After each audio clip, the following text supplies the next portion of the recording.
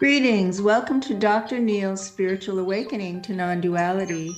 This is Dr. Connie Zweig, and I'll be interviewing my husband who lives in spiritual awakening. You may have heard about this or read about it, but you may not know someone who lives it day to day. We'll be exploring how non-duality developed in Dr. Neil as I've observed it over 25 years, and as he directly experiences it every day. Each podcast will explore a different theme. We look forward to you joining us.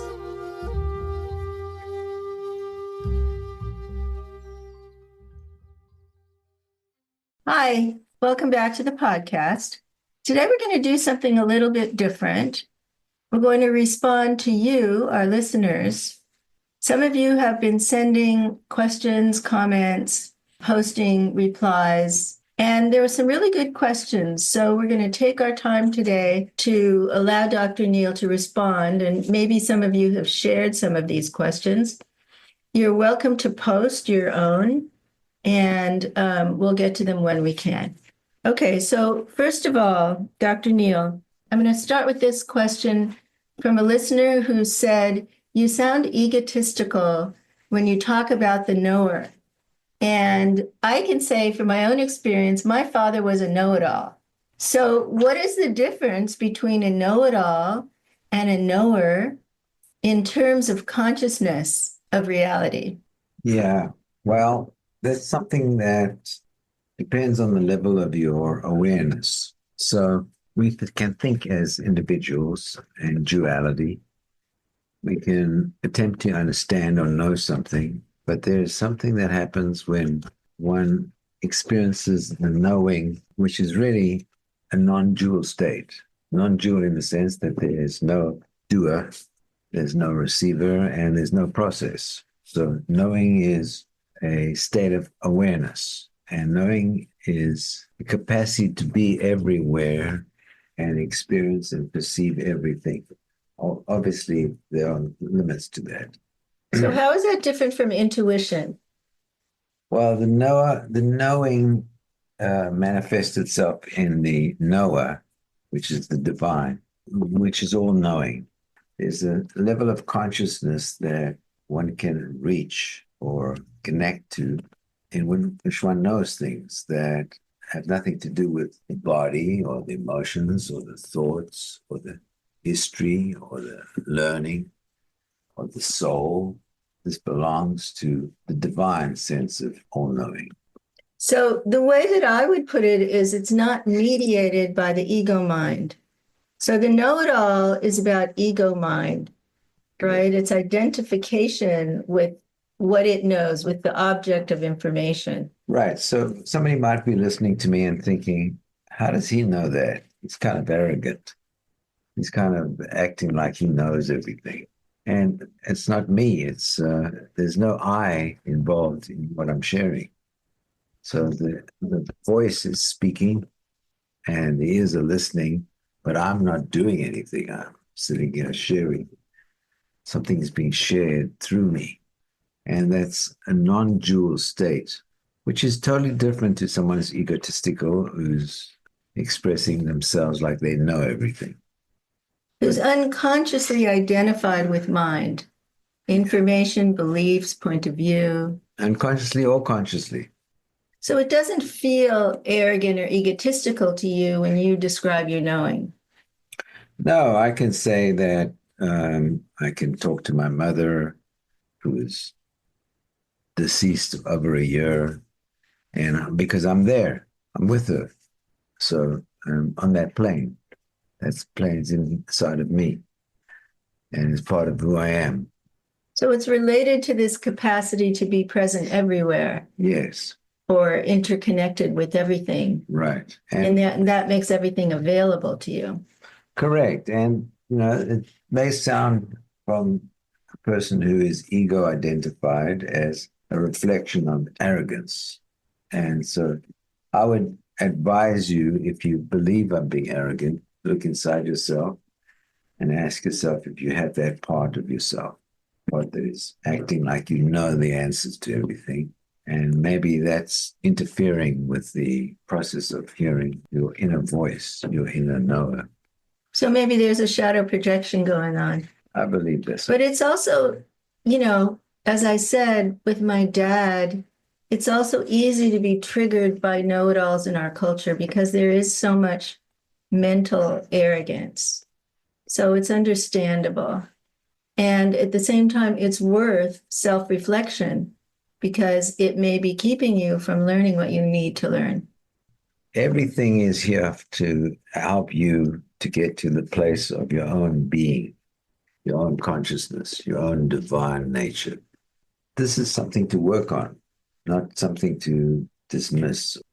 So if you meet someone who's arrogant and they are displaying arrogance and you feel offended by it, or you feel angry about it, or you feel hurt by it, or you feel abused by it, that's your message for yourself to grow. Yeah.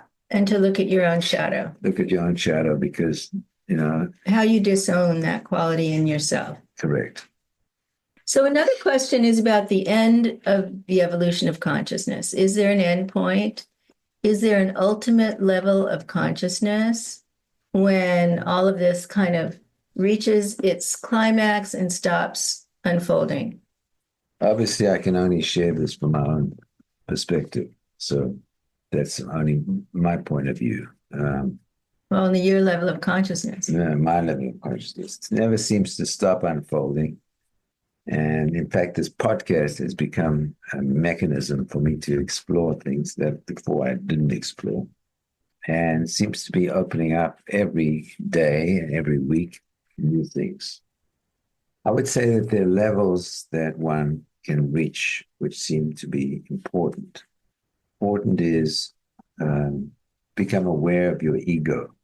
So aware of the part of you that identifies yourself in terms of your body, your emotions, your thoughts, your beliefs, your roles. And so I'd say that capacity to be conscious of that, to be an observer of that, is an important step. Another important step is to be able to go beyond that to a place of emptiness, a place where you're not identified with your behaviors, your body movements, your sense of self, sense of body self. That's another step. And another step is to actually open up subtle perceptions. So the capacity to visually observe the galaxy, the universe, emotionally experience the emotional cosmos. I think that that's another level of awareness. Another level of beyond that is non-duality, experiencing states like love, bliss, joy, without a subject or an object or a process. Just that's the nature of divinity, the nature of the cosmos. And another step would be being able to recognize yourself in the subtle levels of consciousness: physical, astral, mental, Buddhic, cosmic, celestial, divine. So there are many levels to go through, and different traditions follow different paths and open up at different orders. But ultimately, I think doesn't seem to be any limit to where we can go. It's almost as if the divine is creating new formats for anybody seeking more knowledge. So these stages of realization have unfolded in you in an unusual way, as we've been talking about in the podcast. They're not necessarily the same for other individuals. They may unfold really differently. Mm-hmm. There's some debate about whether there is an ultimate state or stage, and whether it's the same for all traditions. The group discussions we've been having with people seem to say that it's not the same, that there are cultural differences and linguistic differences and really distinctions in the higher states. Ken Wilber has an excellent map about this for people who are interested in it. So The next question kind of follows from this. Are there signs or siddhis when you've reached these higher stages? Signs or cities? Signs. So let me tackle the second part of this question. Cities are special powers and that are not normal for the average person. Do these occur as part of your unfoldment? Absolutely. For some people, they occur before waking up, before enlightenment, and for some people, they occur afterwards. Most of the teachers and the schools tell us not to focus on them because they can actually be, what's the word? A detour. A detour, yeah, a detour. But I don't believe that that's true. The old traditions actually take you through level upon level upon level. Actually, maybe even starting with things like astral projection, remote viewing, those types of things, telepathy, developing those early on before one wakes up. So there are different paths that focus, some focus on cities and some don't. And there's also different Kundalini risings. So as the Kundalini awakens, it takes different paths through the chakras. And this also determines whether you experience yogic powers or not. Yes, I would say not important to pursue, but they will unfold with consciousness and development of consciousness. And if you do pursue them, importance is to realize that they're part of the oneness, part of the emptiness, part of our spiritual journey, and not to get caught up in egotistical frameworks. Not to identify with them. Yeah, I mean, and they're very seductive because it's part of the reason why I'm not a teacher. I mean, I'm presenting my consciousness on this format, but I'm not a teacher of individuals, particularly, or groups.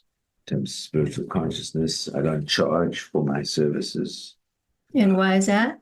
Because I don't want to be caught in the dilemma that I see so many gurus, priests, spiritual teachers.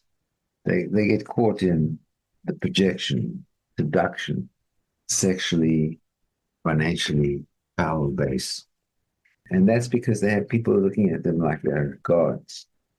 Yeah. So, for example, Sai Baba, Satya Sai Baba from India, and Shirdi Sai Baba, actually not Shirdi, Satya Sai Baba, the more recent one from India, really attracted millions of people because he could materialize things.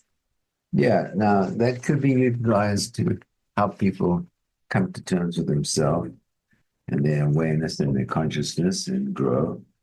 On the other hand, it's people bow down to someone like that and believe that that's what's important.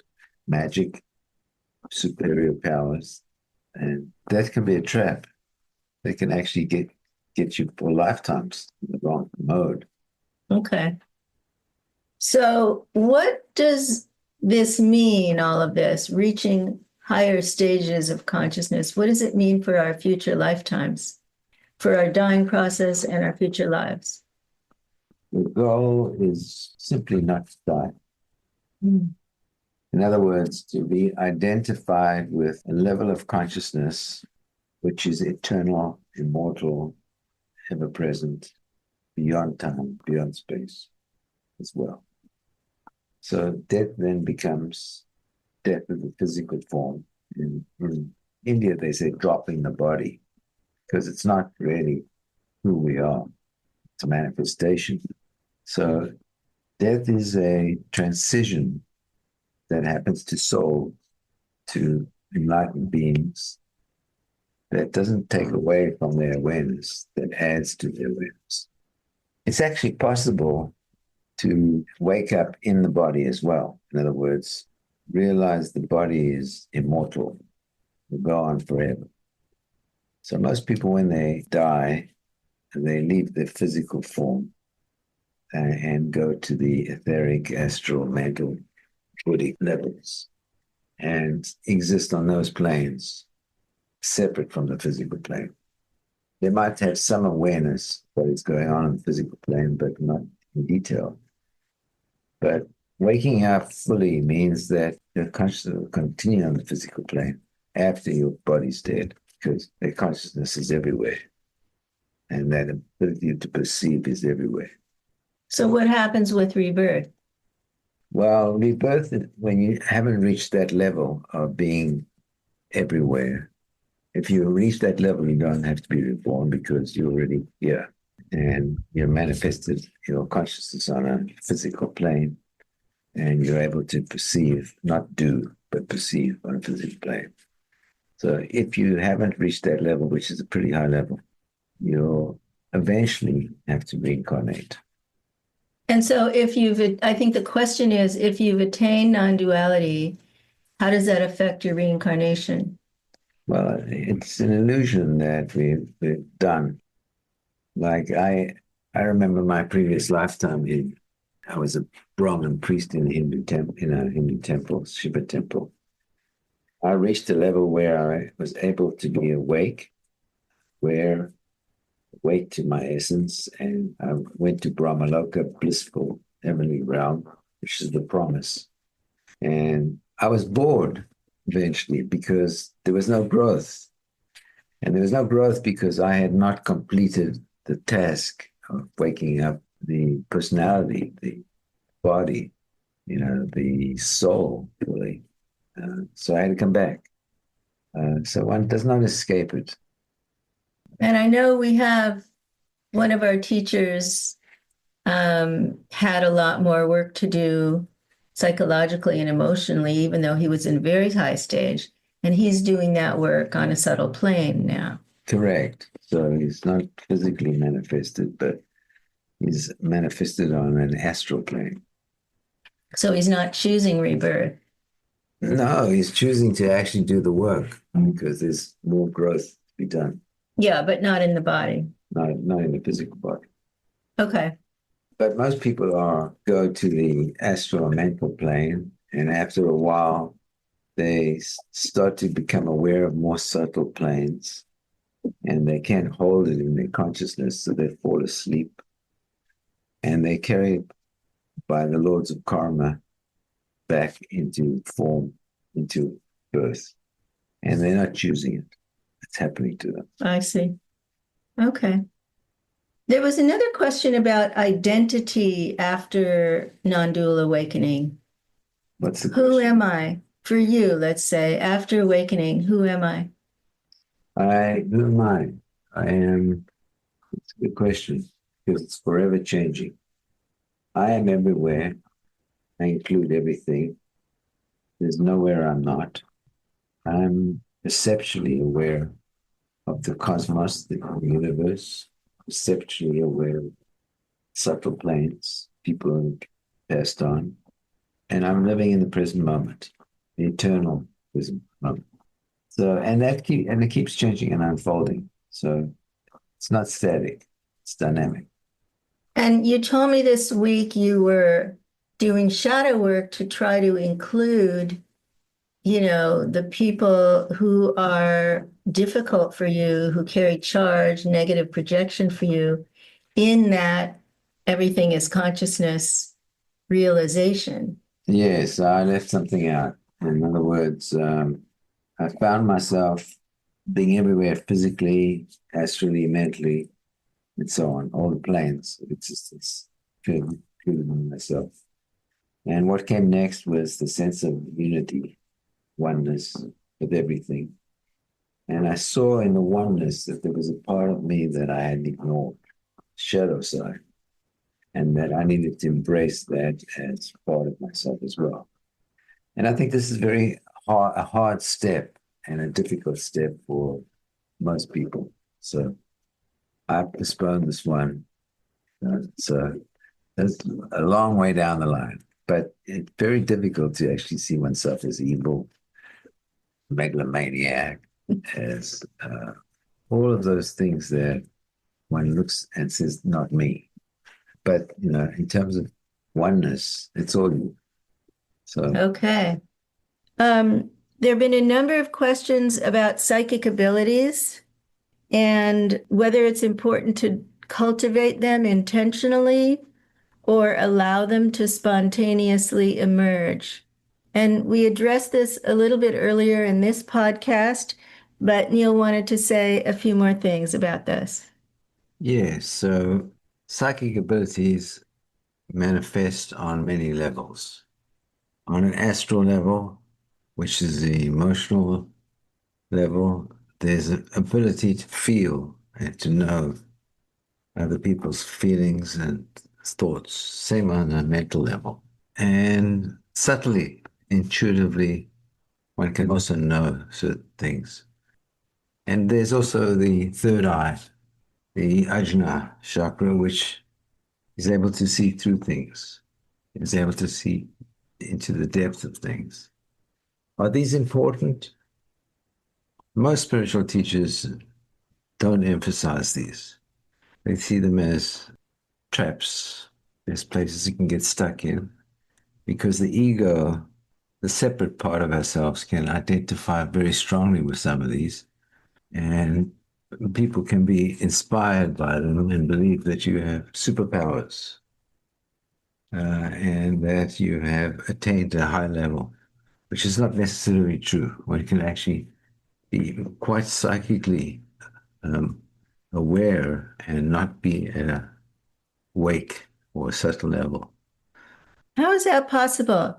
So, because we've all heard about, black magic or witches or psychics who are clearly not awake. What is that about?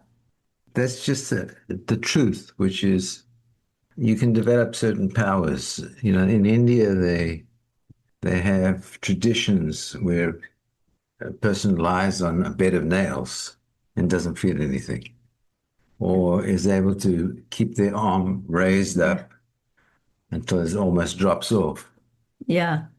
It's the discipline. It's a magical discipline that can be developed through practice and commitment and dedication, and especially if one believes that this is a path to enlightenment. So, is this a detour? This is a detour. So, however, when one is awake, these things open up. For some people? Because we Most, know some people who are very high but don't have psychic abilities. yeah, at some point, it will open up. Okay. In other words, it's natural for one to know things, to experience things, to see things. So, for example, I've given this example before this. There's a wall in front of me. I can see inside of the wall, there's studs, and I can see through the wall to what's outside of the wall. And I can see the other side of the planet. And I can see the solar system. And what organ are you seeing with? Well, that's a great question. Each one has a different organ of perception. So just like your eyes see in front of you, so that astrally one can see inside a wall. Mentally, one can see way beyond that. So, it's with those other bodies that you're seeing those things. Yes and no. Yes, you can do that through other bodies, and no, ultimately, there's one seer in this cosmos. There's no duality. There's one being who sees everything. Okay. So I mentioned earlier in the podcast this issue of Kundalini risings, and I want to recommend this book, Kundalini Vidya by Joan Harrigan. She's supposed to be coming out with a new edition, but I don't, God knows when that will happen. Um, but it's a brilliant exploration of the many paths that Kundalini can take as we do practices and how these special abilities develop differently depending on which chakras are opened. I mean, if you imagine there's 1,000 petaled lotus in the seventh chakra, and some people open, two petals and some open 1,000, there's going to be very different experiences. So, for a reference for those who want to explore this, I recommend that. Okay. The other thing I want to, Let me say something about that. okay. Um, what is Kundalini? Firstly, it's the divine meeting the divine. So it's Shakti, that which is at the base of the spine, rising upwards and reaching out through the top of the head eventually, and in which the duality becomes absorbed in non-duality. But along the way, there are many pathways. And so the Kundalini can rise up in 7 or 8 different processes and can open up to different experiences along the way. Yeah. So it's a powerful explanation for about this question of siddhis or psychic abilities. And we actually did this practice with a Kundalini master. Okay. So somebody had the question about how do you see the level of consciousness of other people? How can you, Neil, tell if someone else is awake? And again, I guess it's about perception. What is the organ of perception that is allowing you to see the other person's level of consciousness? So at the deepest level of awareness is the divine. Divine knows everything. And the divine knows everything by experiencing knowing as part of its nature, knowing everything. And it has organs of perception, just like your human beings' face, eyes have organs of perception.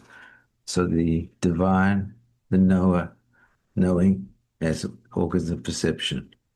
And those are very similar to the human perceptions, except they're far more cosmic.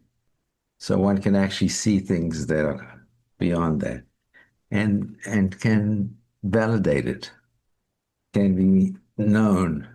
Can you be more specific? So you're looking at someone, and I say to you, what's her level of consciousness? And you respond. How are you getting that information? Are you seeing which chakras are open? Are you seeing something in her aura? What do you? No, firstly, it's not personal. It's cosmic, it's divine. So it's not me doing it. It's perceiving something that is everywhere, is known to the divine. It's cosmic awareness. I think cosmic consciousness would be another way of defining it. Well, that has associations with the witness, so I don't think that's quite right. So it's interesting because most people, when they look at the other, they see self and object. Right. And, They see the difference. and a process. They see the difference. They're not thinking about the process of perception. They're thinking about, I'm here and she's there, Right. and we're different and we're separate. Right. Okay. So with divine perception, you're looking at the other person Right. and you're seeing there's an ego or self, there's an object of perception, there's a process of perceiving or knowing, and there's the divine, which is in all of those at the same time. It's non-dual.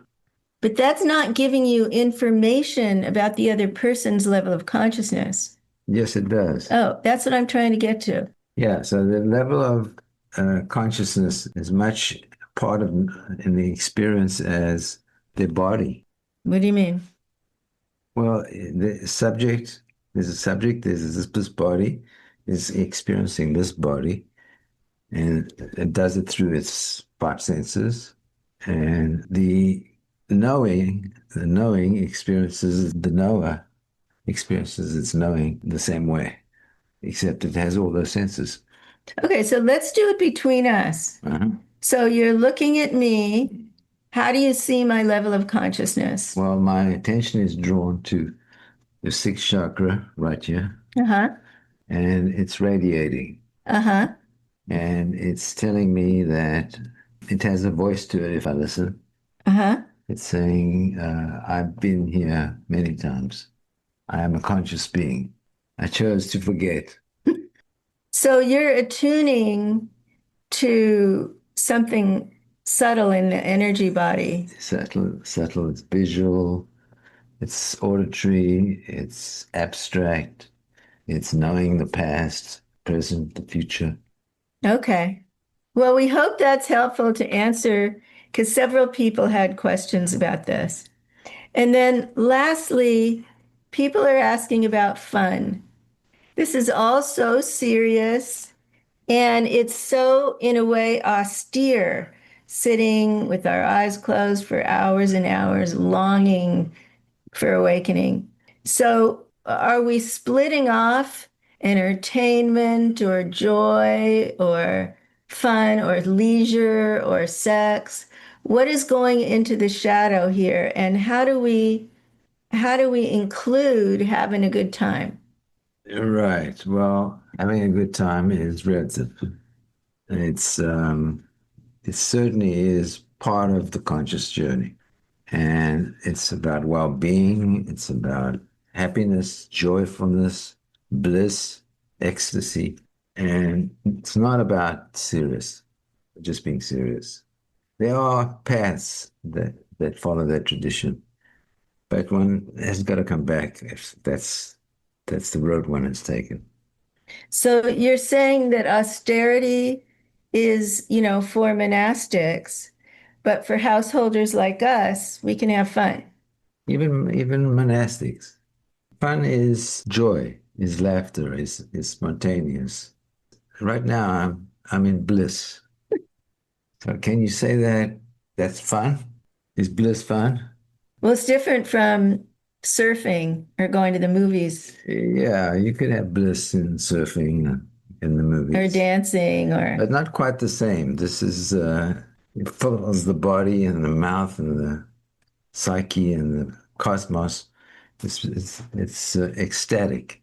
So one shouldn't deny oneself that. And I'm talking personally now because there are pathways where people do follow an austere road to the divine. But again, yeah, like the monks who hold up their arms that you were describing. again, the truth about it is we were not brought here to be unhappy. We didn't choose to come here to be unhappy. Okay, we hope this was responsive to your questions and that you enjoyed it. Thank you. Thank you.